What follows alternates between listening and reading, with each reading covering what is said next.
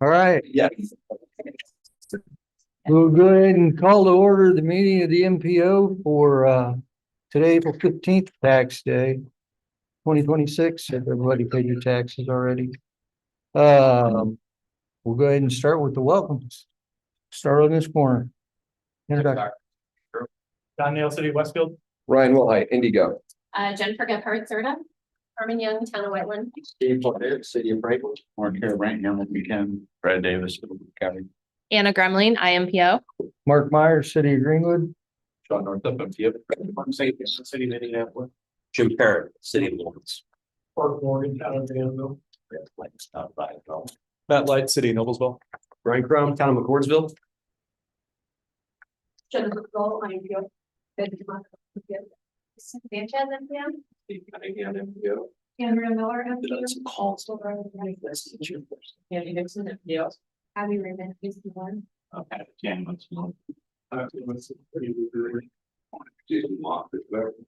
Kate Zale, yes. Correct. Kate Connor, AFP Peter. All right,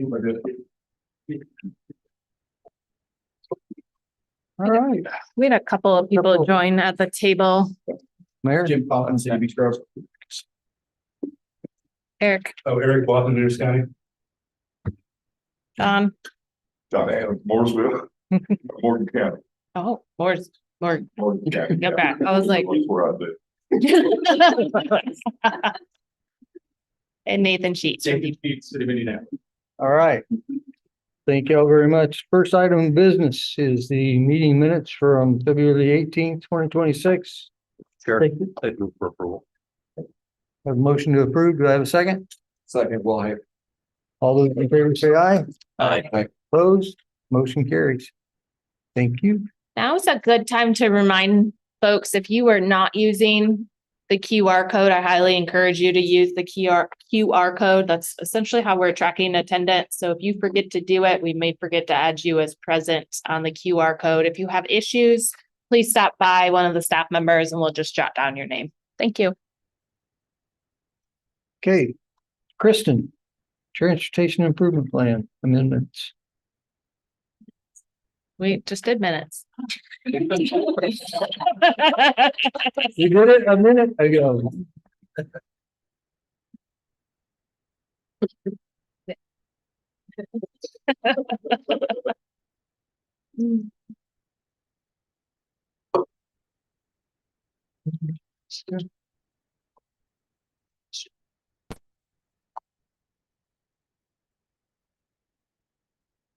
Second quarter tip amendments for you guys.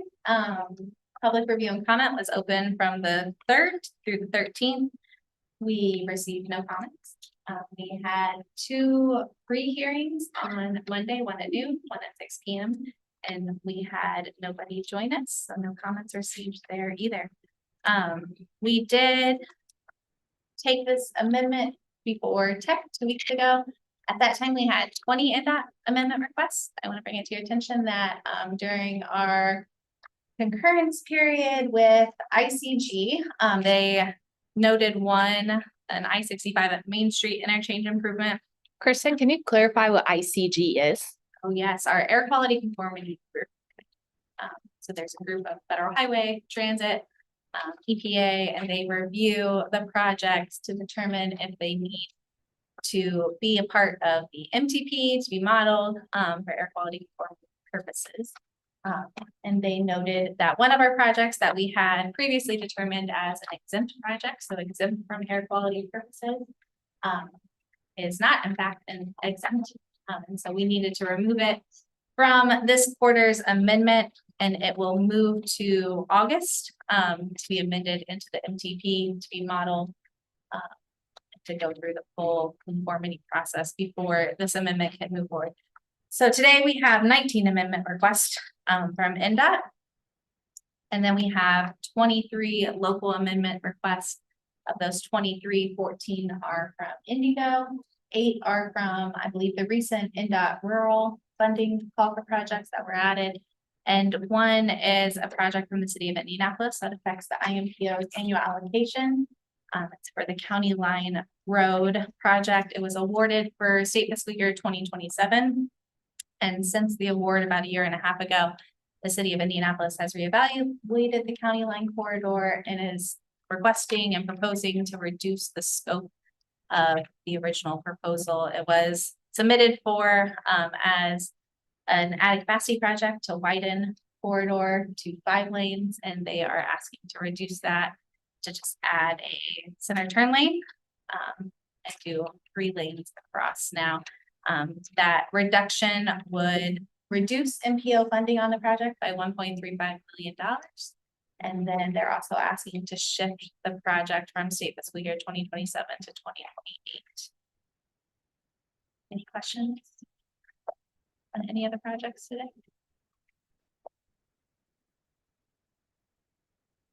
No questions? This is one we'll open up for public hearing. You have anybody from the public wish to speak on it? We close the public hearing. A motion to approve, So moved, Mr. Chairman. Mr. Graham. Second, Second, Clifford. all those in favor say aye. Aye. Opposed? Motion carries. Thank you. The state fiscal year 2029 call for project recommendations for you guys today. These recommendations were sent out for tech and policy review in early March. We did not receive any comments from the board during those 2 weeks.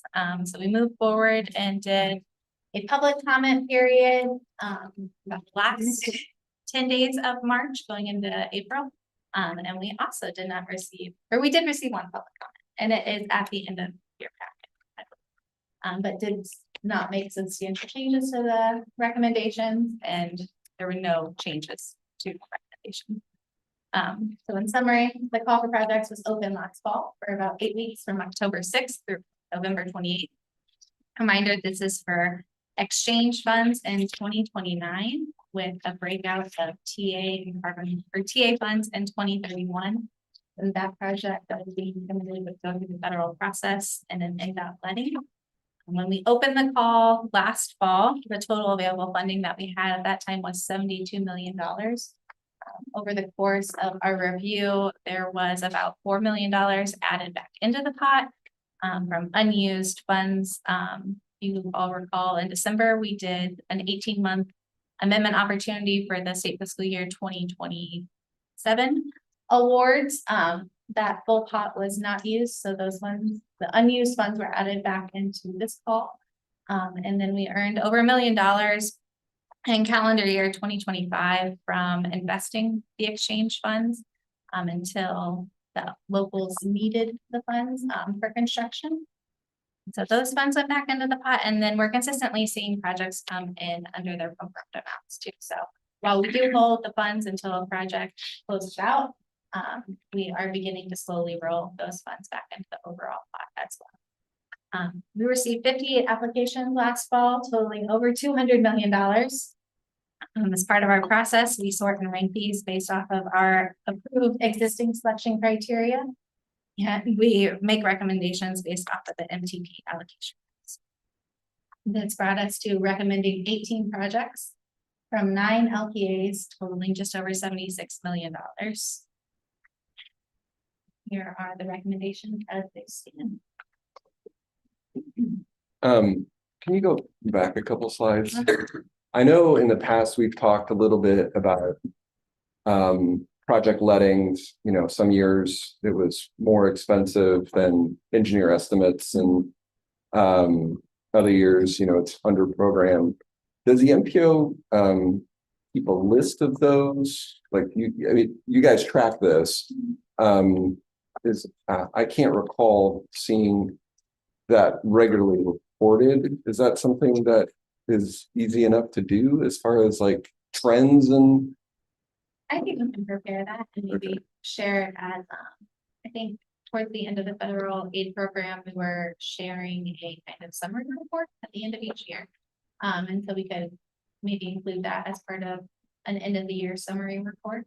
Moving forward, as part of the IMPO and exchange agreement, we are required to do an annual report on the exchange program each year and submit it to them. So we are tracking all of the numbers, where all of the exchange projects are at in the development process, which projects have moved to construction, who we've sent, their funding to, how that was in alignment to programmed amount and bid amounts. So we have all that information readily available. But I do think since the shift, to exchange in 2025, we have seen bids start to come.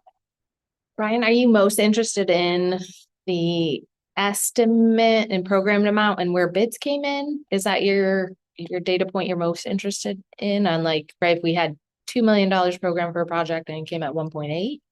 Or Yeah, I think I mean, obviously, it's great to come in under budget. That obviously means we can use those funds for more projects. I don't know that I know exactly what I'm interested in Okay, quite yet, okay. but my interest was piqued. Okay. I am curious if MPO staff has noticed any trends.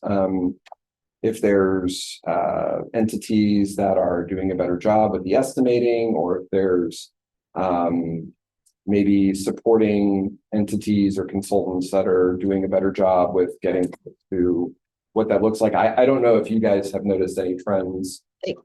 yes, is the answer. Right now, everything is trending downwards. I would say, was it 2 years ago when like the runway project and some other things, like everything was over estimates.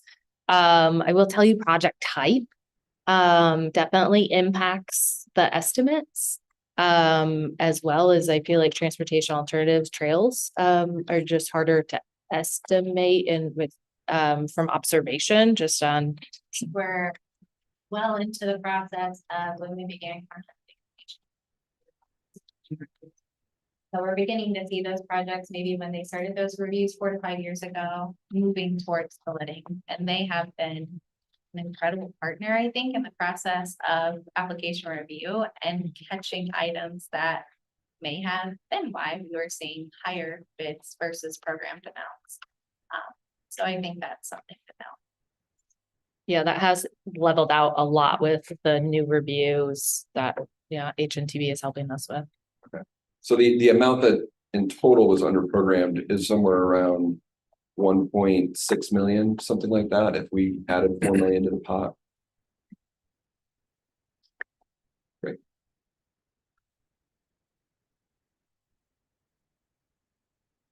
Any other questions from the board? This is also for public review. We open up public comments. Do we have anyone from the public? Seeing none, we'll close public comments. Have a motion to approve So moved, Mr. Chairman. in a second. Second, Will Hyde. Have a motion and a second. All those in favor say aye. Aye. Opposed? Motion carries. Thank you, Kristen. But you don't get to leave yet. It's the Kristen show. Our last update today from the tip section, updating you on our selection criteria process that we've been undertaking for almost the past year now. We kicked off the process to update the tip selection criteria last May, with the intention that it would be a little over a year-long process. We were hoping to bring that revised selection criteria before you all in June for approval, with the intention to begin using it in this fall's call for projects for fiscal year 2030. We did hit a few snags, and the process delays on the way the process will flow, and information that we needed from our tip database, MyTip, delayed us probably 3 to 4 months. So we are still ongoing. We are beginning to look at testing results from revisions that were made.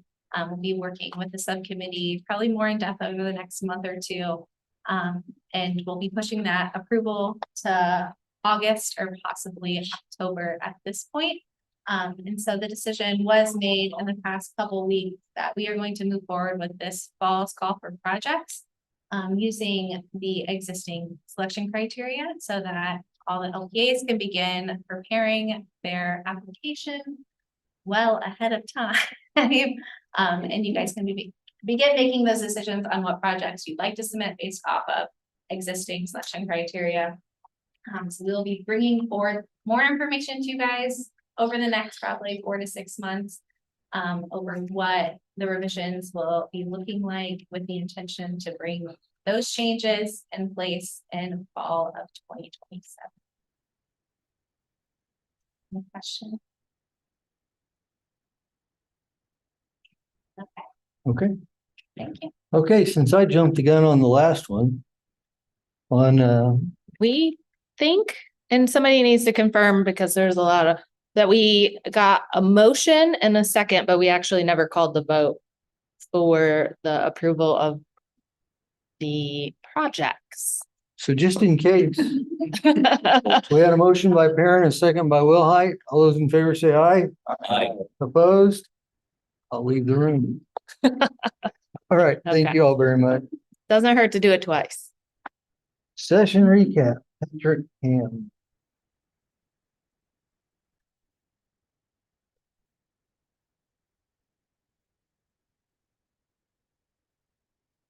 And Abby. And Debbie. Most importantly, she's much more likable. Hello, everyone. Some familiar faces. We did this a couple weeks ago, and there are some familiar faces, I think, but not everybody, and we received a few questions. So, it was a short session, a very, very short session. Just under 2 months, and so there were a lot of changes that occurred during that time, especially those that impact local government. So we'll get into some of those, and then you probably learned about a lot of these bills already because a couple weeks have passed and session ended, so we'll have to answer any questions, elaborate on anything that you may have questions on. So And some of these changes we're going to talk about, a lot of you were pretty heavily involved in actually achieving some of these changes, particularly on House Enrolled Act now 1001. Which we'll briefly talk about. This room, though, would be a good opportunity, though, to talk about and share some ideas of how you're addressing some of those issues as you move forward as well.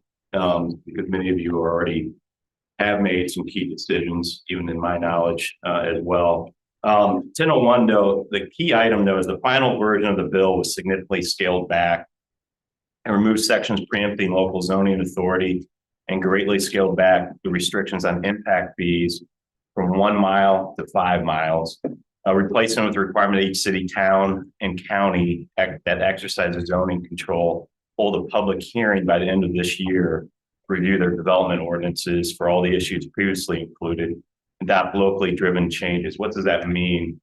You're going to ask to keep records. And that record keeping process, if a developer, and a lot of times there's delay. Sometimes somebody's out of town, somebody doesn't have something ready, all sorts of different scenarios, many of which you understand. Please, please, please write those down.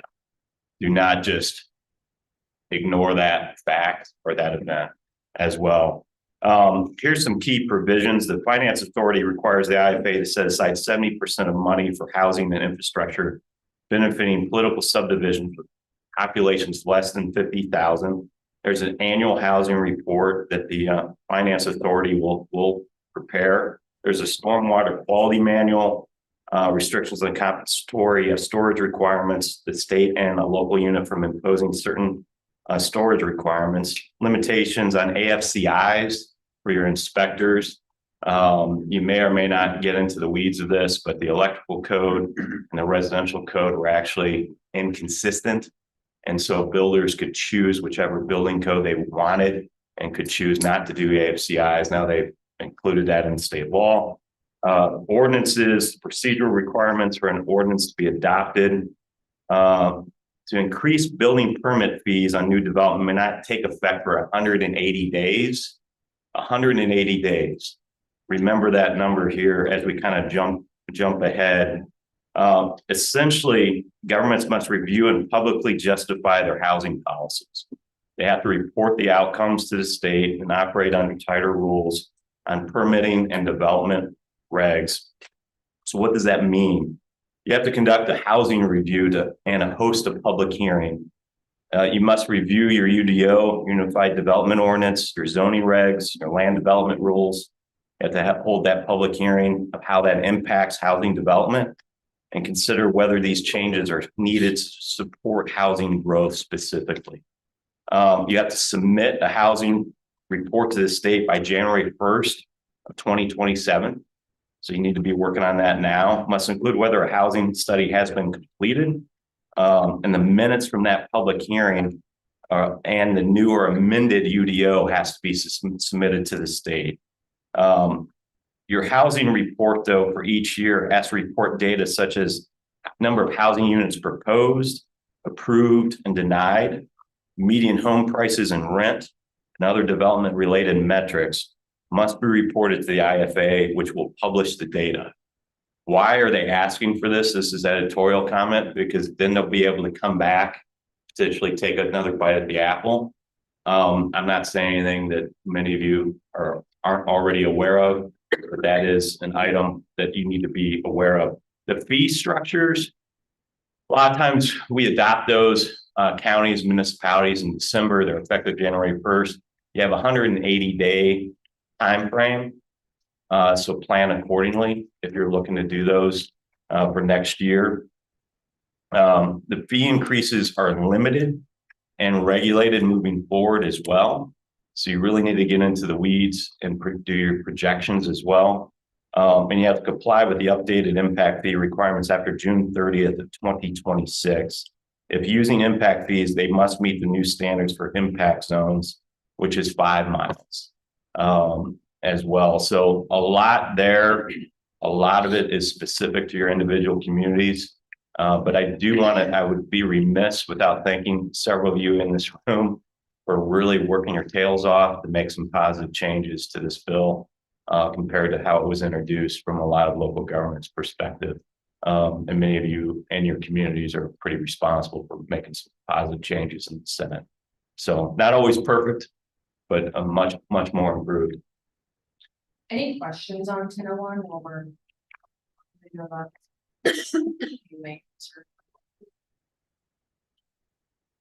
Or all of you just already figured it out and dialed in? Hello. Question, are you having any other further discussions with legislators in preparation for the upcoming budget session, on this particular issue? The one thing that I don't think that local government appreciated at all was that they kind of rammed this down our throat. There was no discussion prior to session, about what could be done, any compromises, any of that. It was just shoved down the throat. Just curious if you know. I think there's a lot of discussions now, but I think you're right on the money in terms of it was House Bill 1001, which meant their top priority. I also think they put things in that bill that even some folks thought would never even get across the House. And the darn thing came across the House damn near fully intact. And then the Senate thankfully made a lot of modifications. You do have, it's backed by the realtors, which were humble guests of today, at least they're local. And there's some, as some of you know, there's some dissension amongst builders even on some of these details as well. Builders are starting to have some conversations on utility relocation issues or burying underground utility lines. Some of those issues, which I think, frankly, some counties and municipalities could get behind. Those builders are typically the ones that you see in central Indiana, more so than maybe outside of central Indiana, although some of them are all throughout the entire country. But that's some of the pieces that we're seeing. I think we're a little bit more fired up over this issue. I'm more concerned, Commissioner, in just the reporting piece. So anyone I talk to, like, look, if somebody asks for a delay because their attorney can't be there, write it down, put it in the spreadsheet, however you're compiling that data. So the delay or the length of that process doesn't appear to be red tape, if you will, from a government bureaucracy, if you will. And then showing that you're truly following your rules. And if somebody's asking for more time, you note it and save the email, however you want to do that. But I would encourage you to do so, because that will be the more housing requests are seen in this area, arguably, other than maybe Northwest Indiana, and there's a couple hot spots throughout the state, but the lion's share of it is going to be here in Central. All of our mayors and commissioners were opposed to it, and we were very vocal. And just to give you an example, we knew we were on the right side of it because we had over 2,500 negative comments, not one positive on our social media. Yeah, I think to Patrick's point, the amount of data that they want collected and submitted to the state, I think it's going to prompt a lot more conversation on this. And because even some of the home builders, they were like, look, I gotta have local zoning, and as much as they may get frustrated by it sometimes, they also need it for their neighborhoods or their custom home neighborhoods, whichever they're building, because they don't want certain things potentially devaluing their own property or their construction. So that's low hanging fruit, but there are a lot of details there that, and to be frank, your agencies may be a little bit more efficient than what some other communities may be. But we have to be able to tell that story and tell it pretty loud.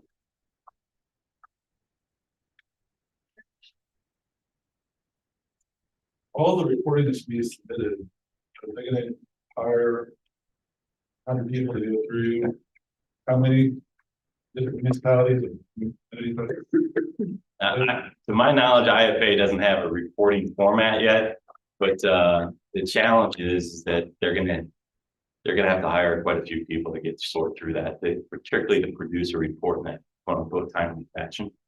It's kind of like the ADA and Title VI we submit to the state and there's one person in that department that gets 1,000. Those things. Maybe they'll use some AI. I don't know how they'll do it, but it is going to be a mess. It is going to be a mess. At some point, though, they'll try to streamline that pretty efficiently. I don't know how that will go this first year. Be interesting too. Timeline, the report is due by January 1, 2027. So to get that data, process that data, turn it around and do something in the 2027 session, seems like it would be a little tight.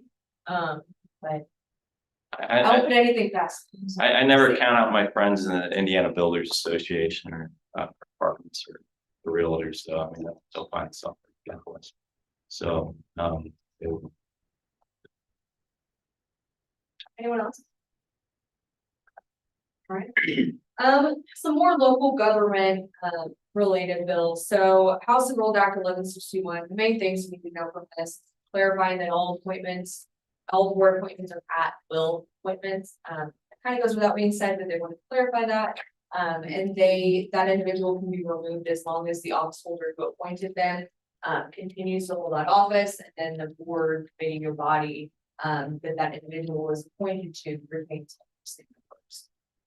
Local health board, for those of you with larger counties, your local health board is 9 members, not 7 members. So this bill, 1161, is basically just accounting for those larger boards staggering. Just clarification there. Salary schedule, so it allows the county executive to determine salary parameters. And then employee handbook, if you don't have one now. And then for parks boards, there's a change that if the cost of a project is $500,000 or 10% of the budget, it has to be approved. The BMV agency bill. The big one here is NDOT contracting. I've talked about this one before. Last year, in the road funding bill, it said that every major project had to be reported to the state budget agency. NDOT got exempt from some of that for their large projects, but they didn't get exempt from it on accident. It was an oversight for change orders. So it was going to require NDOT to report to the state budget agency for every single change order in a project, and that was not the intent. So this bill is clarifying that, so NDOT should be good to go. Variable speed limits, those are no more. Those are come July 1, we are not able to have those in the state of Indiana anymore. The legal driving age is now 16 instead of 16 and a half. 16 3 months. 16 and 3 months, sorry. As a father of a 16-year-old, she was very upset that it wasn't effective upon passage. First time she ever cared about anything. So. CDL requirements require that in order to have your CDL license, you have to pass proficiency test prior. NDOT contracting provision, so it prohibits NDOT from having contract aggressive design contract builders. And then project earmarking, it prohibits the motor vehicle highway account, local road street funds. for being used for projects that are selected by individual county officials, so you can't write ordinance. Selected by. Stadium bill, Yeah, stadium bill, for those of you that like stealing from this great state of Illinois, we're still trying. Why does this matter to this group? It impacts NDOT to some degree here. Yesterday, IFA, Indiana Finance Authority, very much anticipated announced some amendments to the toll road lease. The concessionaire, the operator will be allowed to increase tolls twice a year, but also diverts $700 million. Some of that could be potentially utilized for infrastructure for this potential project in Hammond. Also, those funds can go to those counties, obviously adjacent or where the toll road is as well. There's also a little nugget tucked into the bill with regards to projects over $250 million. This is directed at one project. There's a short quiz, and I probably should have brought a prize. Most of the engineers, consulting engineers, know exactly which project I'm talking about, at least they should. It's the Mid-States Corridor. It has to be on the state budget committee agenda, doesn't it? And discussed. It does not need to be voted on. For those of you, many of you in the room set agendas, you decide what goes on an agenda and sometimes what doesn't go on an agenda. Take that for what I just said. So that puts a little bit of an interesting wrinkle with the administration and the legislative branch. So that piece is there. I was a betting man. I still think we're in the game with regards to the pilfering the great state of Illinois. So we'll see what happens on that. But that is how that potentially impacts the overall NDOT plans as well.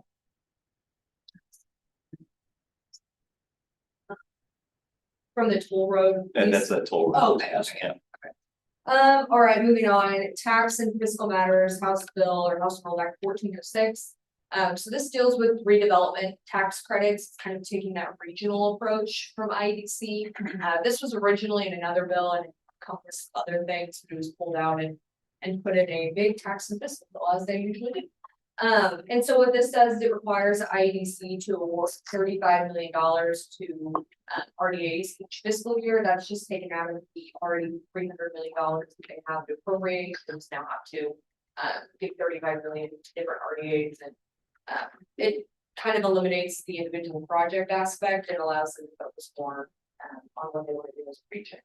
And then in that same bucket is a small town opportunity initiative, and that's another $15 million that I award specifically to those qualifying projects. That is, again, not a new appropriation out of the current $300 million. And the DLGF bill, House Roll Act 1210.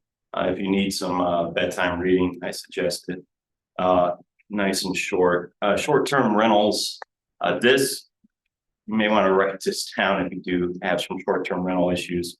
Prohibits a local unit from adopting or enforcing an ordinance resolution, so forth, that prohibits a property owner from using the property as a rental property unless it was adopted prior to January 1, 2026, in which the unit is exempt until January 1, 2028, when it must then conform and comply with the state law. So if you have something on your books that regulates short-term rentals, potentially you could still do it if it's been adopted prior to January 1 of 2026, but then it comes off of January 1 of 2028. Does have a short-term rental definition. Municipal advisor contracts now are a little bit different. Requires that whoever hires or retains a municipal advisor to publish a contract in a prominent location on the municipal entities, county's website. Data center award certificate. There's implementation date for new lit local income tax. Delays the implementation the new local income tax system to 2029, with counties able to adopt in 2028. Cities and towns now also have the option to opt into the countywide municipal services rate. The additional provisions provide flexibility in the distribution of the fire and EMS rate well as a new formula for distributing the countywide municipal services rate. You could do a readoption. The initial lit adoption will be in effect for 3 years versus having to readopt every year, after which it must be adopted annually, though, after the first 3, with a minimum rate adopted automatically to cover 125% of outstanding debt coverage as well. You do have a municipal unit strategic task force in each county, bringing together county and city leaders to plan for their countywide lit strategy and send a non-binding report regarding distributions for each county to the General Assembly next year. This will provide data to guide additional conversations on reform. I would encourage you, if you haven't already, to already start having those conversations across your county and across your municipalities as well. House and Rule Act 1348, this deals with grease traps and septic. Your local utility will care about this. For grease traps, you can't have a blanket mandate or it has to be individualized based on the restaurant or the establishment that produces fog. That's oil and grease. And then regarding septic, if you have a wastewater treatment plant, they have to continue to accept septic under those circumstances, unless for some reason they can't, then they can work by it. The NDOT agency bill, there's several things in here as well. The first one is the NEPA assignment. So it allows NDOT to assume some of the responsibilities as it pertains to the environmental requirements to basically save time on environmental studies so they can do them now instead of the federal DOT. Lane mile distribution. So it accelerates lane mile distribution by moving the data from June 30th of 2027 to June 30th of 2026 of this year. And then it also provides that NDOT can give preference in grants from the fund to local units that have adopted an enhanced asset management plan. We got a question on that last time, clarified with NDOT. Essentially, the goal is to incentivize localities to have more up-to-date asset management plans. Their goal would be at some point to have kind of like a heat map style of looking at all the roads that have base speed in county. So that's their goal. And then it also kind of gives them some criteria that they can look at when awarding those dollars, because the past it not was just had to no. It's not really because of a great reason, but because it's not enough money around. So allows them to maybe make some more informed decisions there. Wheel tax, it prohibits stacking of the wheel tax for counties and municipalities. That passed last session. So if you have one and it's already in effect by December 31st, 2026, then you are basically grandfathered in if you haven't are able to stack the county and municipality wheel taxes. Let's see, community crossings. So it amends the bill basically to allow an additional $75 million for those who might have been denied funding in December. I believe you have to apply for it in December and actually been denied in order to be eligible for those dollars. This is not new money, it's just available for distribution. And then the $50 million match for the city of Indianapolis, that also passed last session, and basically dollar for dollar, Indianapolis had to match $50 million, and it had to be new money in order to get that money from the state they could put towards certain uses for their roads. It was changed in the bill, really just to allow even more money for Indianapolis. So between now and 2031, I believe, it increases from 50 million this year to the 70 million. They can match 70 million, 80 million, 90 million up until 2031. So that will free up and allocate additional money to the state of Indianapolis for hopefully pothole fixes. So. All right. Township mergers, fun topic. We've been trying to do these things for years and we'll continue. Township evaluation by the DLGF. The DLGF must evaluate all townships other than Marion County. There's points attributed when a township fails to meet five certain indicators, such as provide township assistance, poor relief, actively manage fire protection or EMS services, file required financial reports, maintain required budget and reporting compliance. There's several others. as well. Then they are designated as underperforming townships.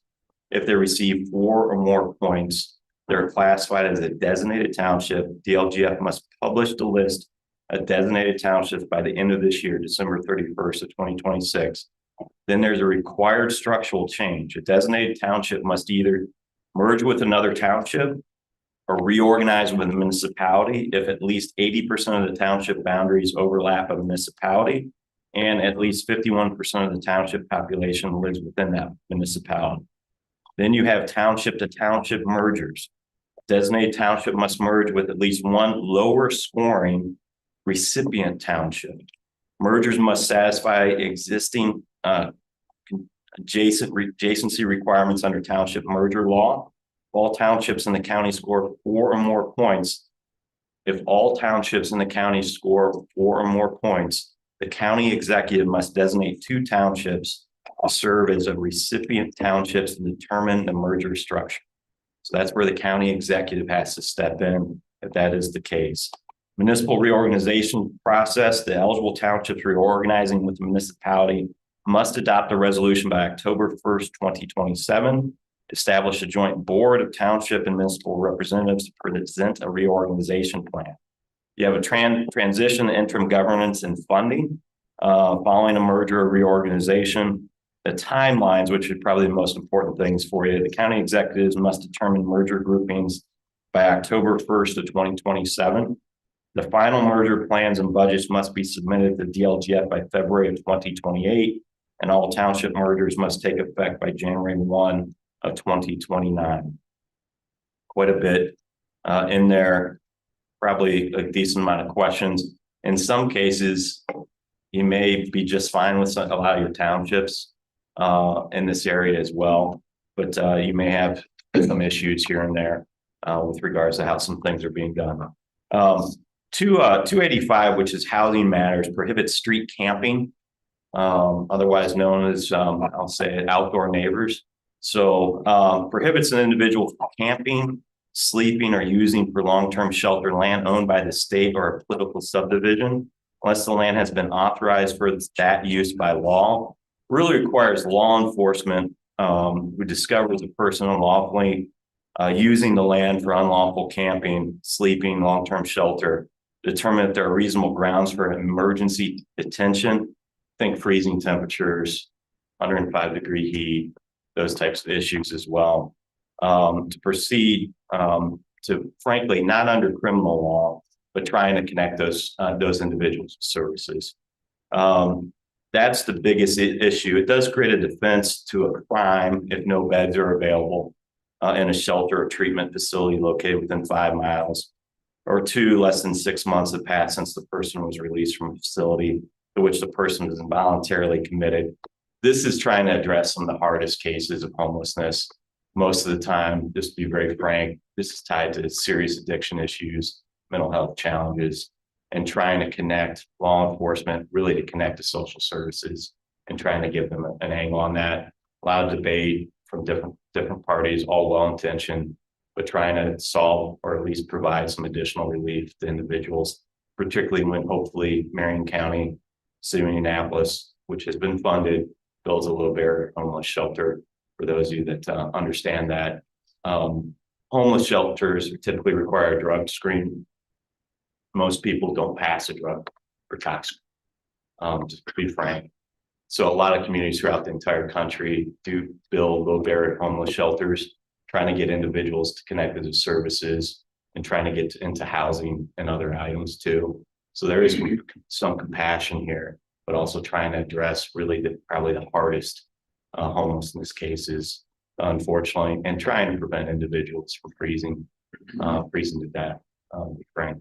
So fun topic, but it is a hot topic for a lot of, I would say, not just urban or downtowns, but you also see this in other places, particularly when it comes to public camping, that I think a lot of people don't necessarily understand. There are some notable dead bills. A lot of times Sean is really good about sending questions to us about, is this bill moving or not? It always scares the living Jesus out of me. Because I'm like, I'm sure that's dead. So, but Abby could kind of quickly run through some of those. Yeah, there's So the one that I did want to highlight, and this is a provision that got stuck in the DLGF bill that did pass was, well, the original concept passed the purpose of that. But there was a bill that basically made data centers permitted uses and kind of split all local zoning control for locals. And that did not pass.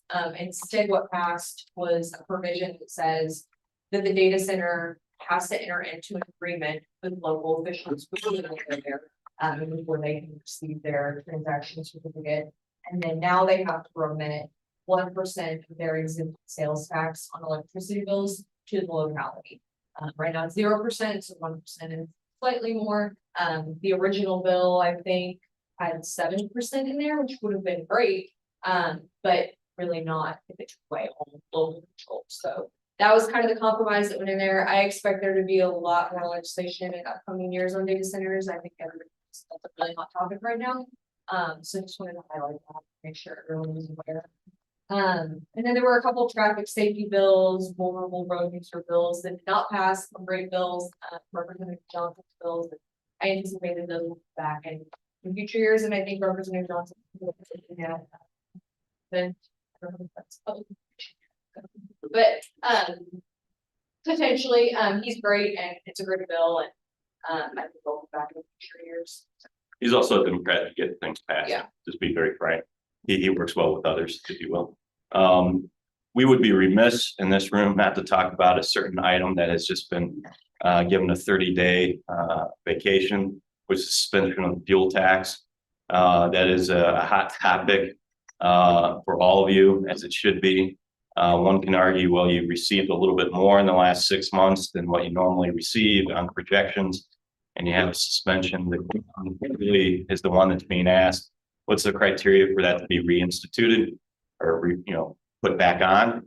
A lot of folks are asking that question, and also asking how does that potentially impact the overall plan, and then also potential tolling issues on I-70. What that may or may not look like, as well as Mid-States Corridor, as two of the largest projects that are potentially on the docket at this time. There has been quite a few private conversations with the administration with regards to what that criteria may or may not be.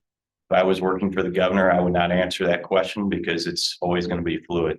You don't work in an Excel spreadsheet world, you work in a political. So not a great answer, but I'm telling you that I think would be my answer. So it is a challenge. Some very significant, our largest contractors, some of you in this room have probably asked these questions as well, pretty directly, but that has occurred. It does generally occur around election time, historically. Funny how that works, but we can get more in depth in that. But right now, I'm not here to tell you when that's going to be put back. Can't really answer that question. I don't think really anyone truthfully can. Can we talk, this came up in the technical committee for all the enhanced access management plan. I know Abby, you emailed yesterday on SEA 179, kind of as it relates to community crossings applications. I'm still working on and had a conversation yesterday with INDOT, a written response from INDOT since they are the agency. But it seems like that language kind of got inserted more from a political non-INDOT standpoint than INDOT as an agency. So there was still some discussion on exactly from their standpoint what that would mean for community crossings. And for those that haven't been following it, the terminology enhanced access management plan, like what does enhanced mean? In defense of INDOT, yeah, this was not cleared by that. Yeah. This is a whole decision by law. The first thing they're totally up. The right direction to go. It was not an INDOT initiative, but I touched on it briefly, but basically it wants the big picture goal, and I don't know if INDOT's sure it really is this is what's going to happen with the way that it's written, but is to establish that heat map style map where they can look down and see which local communities need the most help. And then could potentially allow NDOT to prioritize those community crossing dollars in those communities. Definitely people, not really because they have a great reason, but this would maybe give them some criteria to do so. Again, that's not explicitly written in the bill. But that's kind of the best answer that we And got from NDOT. I mean, I view this with conversations with legislators as kind of a paver system where you have your rating systems and so forth, the way your condition of your roads are, and you keep that updated. Now, I don't know how NDOT's going to take that or not, but I know several of you in the room get those routinely updated. And frankly, in my opinion, you make a lot of decisions based on that, which I think is a good system. I'll look at John now a little bit because I rely on him maybe in some decisions I may have to make on my night job. I know he does. But that's the other part that I would tell you that I think a lot of you do that, where you have, your bridge inventory pieces. Some of you do a better job than that than others. Some of it's all due to different circumstances, but trying to have better reporting or understanding where our actual infrastructure is, whether it's a municipality or county, is what the legislator is trying to get at. I think their terminology was kind of pulled. I mean, adjectives are good. Yeah, it was just kind of pulled, and that may not be what people are used to seeing. I was working on some guidance, I think, to work with local units, so hopefully that would be of assistance and provide a little bit more roadmap on what that.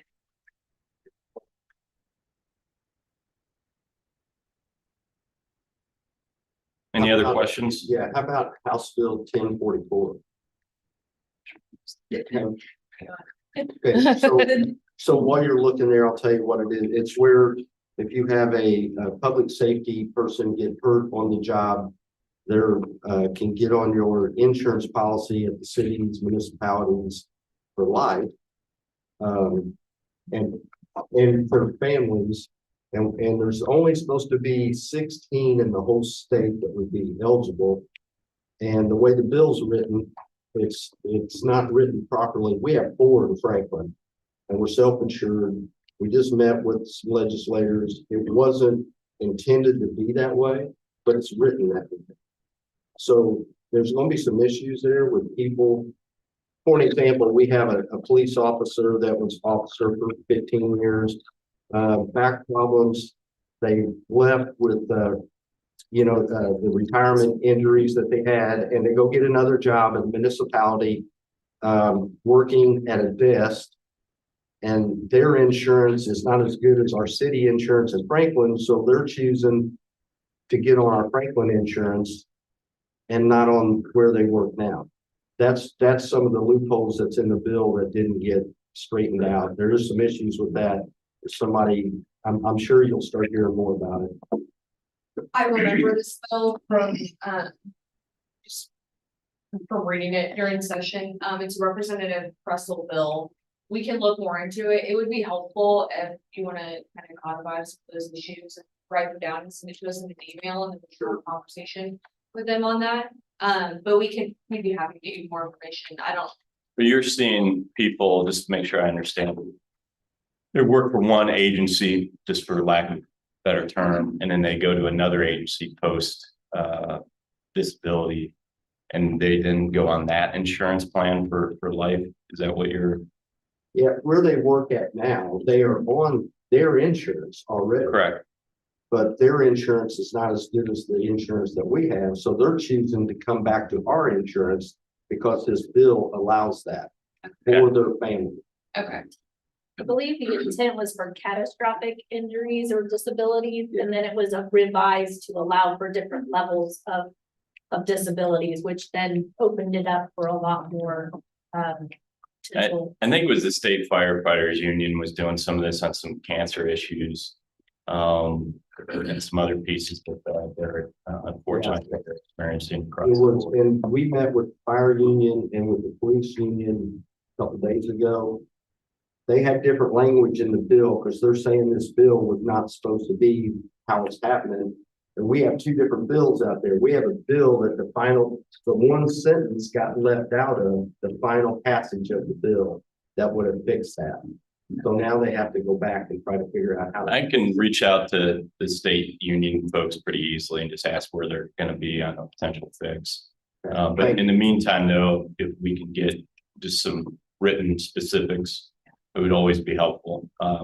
Tony Murray's probably more knowledgeable of it, but it always helps to be able to talk directly. And I think with the meeting we had, our city attorney and our Johnson County attorney is working together on getting what you're just asking us to put in writing and send that to the group that we had. Rob Green, our representative. Yep. He was one of them that was in the meeting. He loves these fights.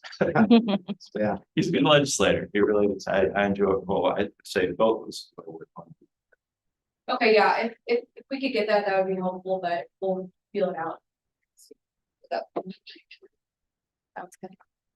Anything else? Well, thank you. It's always a fun room to talk to. I do, well, Commissioner Harebrant mentioned it. I do want to continue to urge your advocacy on the housing piece. Or you'll be right back in the same spot again, which would Commissioner Harebrant was talking about. It's very concerning, particularly to this room and particularly for your growth, continued growth. Respect. Okay. Thank you both very much. Thank Okay, you. thank you. Clean it up. That was a lot. Oh, and my battery's running low. How that works. A couple of things. A marker bill has been dropped. So nationally, the transportation bill expires September 30th. I've been out to DC a couple of times, just to walk the halls, talk to our congressman, both of them about infrastructure funding, also trying to convene a couple of conversations with the congressmen here locally and bringing in locals to have conversations on transportation. Just a reminder, some of our talking points, obviously, like we have more need than we have money. If you are talking to somebody that is conservative fiscally, the very minimum to have less federal competitive grants and just take that money and push it through locally through the federal formula and push it through to the MPO so we can get the money. Typically, Indiana, Central Indiana, we're not, except for FTA. And then I got a shout out Beach Grove over here has been successful. Typically, though, on a 4-year cycle, we're not very competitive in the national programs. So just push that money through the federal funding formula. Honestly, I sat next to some MPOs that were actually very successful on the national level with the competitive, and they want to see it in the federal formula as well. They're like, the amount of money we spend going after these federal grants and the time and effort, we would just rather see it pushed through the so all of us, small winners, losers, are all kind of trying to push our delegation, especially those on the T&I committee. I will also say less than a half of 1% is dedicated to helping projects on a national level get projects through the pipeline or for planning purposes. So you will see the marker bill is asking for an increase in that funding to, I feel like 2.5%. Obviously, like anything that's greater than 0.5% would be a win for the MPO to from that standpoint. I feel like there are a number of other things just on project delivery, trying to get projects through quicker. We'll see what happens. There's rumor that continuing resolutions will be the name of the game. There's also the Senate side potentially pushing out some language. So we'll see where transportation is. I very felt like it wasn't the most pressing topic and they had other things that they were working on. But am starting to get some kind of questions as things are being talked about more and more. So just an update there quickly. I will tell you, Kristen's response to, hey, aren't we going to do meeting minutes is very much how I felt. We've been in federal certification all day yesterday with FHWA and FTA. We finished that this afternoon. great conversations. I do expect a couple of corrective actions. We're doing a couple of things, not documenting it well. Overall, though, I'm very pleased with the conversation, the tone of the conversation. Staff is knocking it out of the ballpark. Super pleased with all of the handling of the questions and the presentation of our material. I won't really know until we get that written report. And also FHWA is understaffed, so I don't really expect to see that written report for some time. But overall, I think not completed yet, that process is going well. I did want to say, as it relates to certification, there is a survey for members and stakeholders in the public. We are going to push that membership survey out again. It's not a popularity contest, but I do, like to see membership feedback. I will also, I can't see on the back end, like who actually responds to it, but I will be sending, I want like a range of responses. So I very much will be emailing out that link. And just a reminder, just personally, like would love your feedback. You've been around a long time. You are a new member, you're a bigger member. Like I need all of the feedback, and that's open until May 1. We did pass. Congratulations, Kristen, on the call for projects. That's a big lift to get those approved today as section lead with the help of Laura and Steve. Congratulations on doing that. We will be dropping a press release on Monday. If you were awarded funding, your PIOs will probably get a copy of that press release this week, and then we're going to drop it on Monday.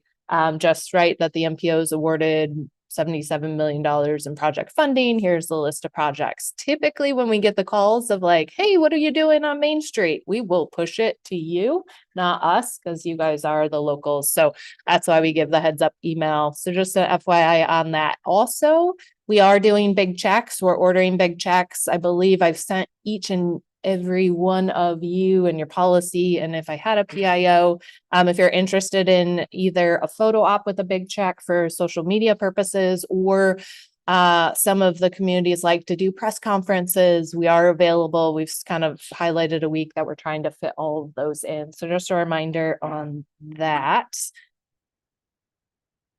June 10th is the speaker series on safety that Abby mentioned earlier. I do know Representative Blake Johnson was invited. I think he's checking his schedule for family obligations before he commits. That's the last I know on that. So that is all of my updates. Sean, did I miss anything? Anybody else, staff? Oh, we'll be in Kentucky next week presenting and attending the IMPO Tool Symposium. So it's a conference. Few staff members. Yeah. Forgot about that. Okay. I think we need a motion. Motion to adjourn. So moved. Second. Second. All those in favor say aye. We're adjourned. Thank you. You doing okay? Yeah, doing fine.